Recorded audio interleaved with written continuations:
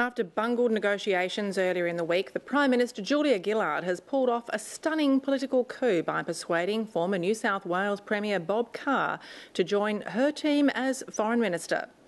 Despite Bob Carr declaring on Tuesday it was all off and objections to the proposed move from some in the government ministry, Julia Gillard made the offer yesterday as part of her reshuffle, which includes the dumping of Rudd backer Robert McClelland. Political editor Heather Ewart reports.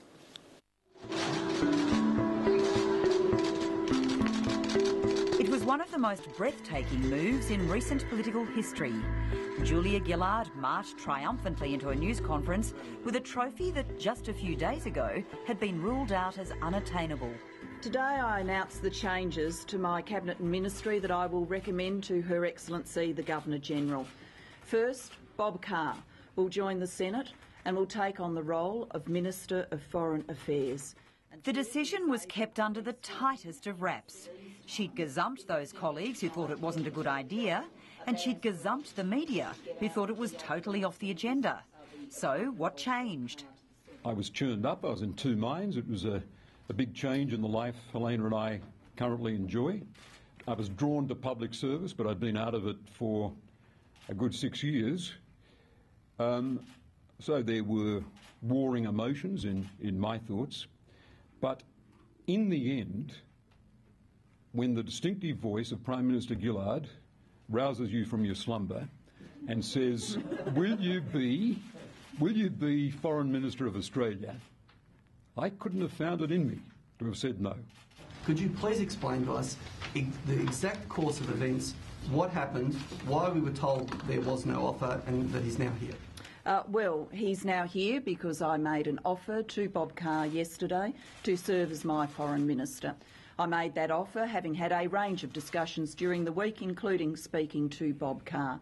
I made that offer because I thought he should be a member of the strongest possible team to deliver the government's agenda, and I was delighted when he accepted my offer yesterday. The Prime Minister has asserted her authority by appointing Bob Carr. The option had been killed stone dead on Tuesday, and Bob Carr was told that, amid damaging leaks of preliminary negotiations and resistance from some of her colleagues. It looked like one big bungle, especially as the Prime Minister appeared to refute suggestions midweek there was anything going on. In her own mind, clearly there was, and she went it alone.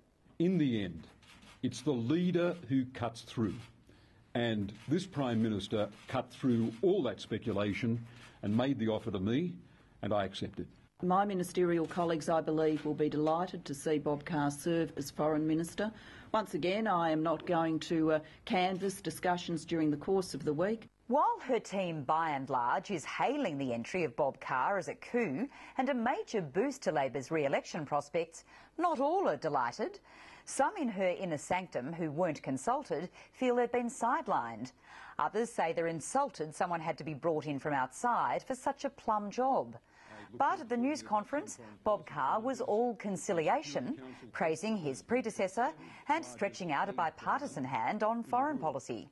I admired Kevin Rudd in foreign policy. I admired Gareth Evans in foreign policy. I'll be speaking not only to them, but I'll be speaking to Alexander Downer and to three former Prime Ministers to get their advice and to get their insights. Before speculation starts, have you got any aspirations on the Labor leadership? No to the last one. No to the last one. I'm an unbounded admirer of this Prime Minister. I, Robert John Carr, do swear that I... Bob Carr's interest in foreign affairs is renowned. This is the job he'd wanted for years, but until now, the opportunity had never come his way. As for the man who'd hoped to return to the portfolio since he stepped aside to make way for Kevin Rudd in 2010... Of course, during the week I had a number of discussions with the Prime Minister. Now, I am not going to detail any of those conversations, nor would you expect me to. But the Prime Minister has made her decisions today. I welcome Bob Carr's addition to our team, and I'm very happy to continue to serve in what is a very challenging time for defence.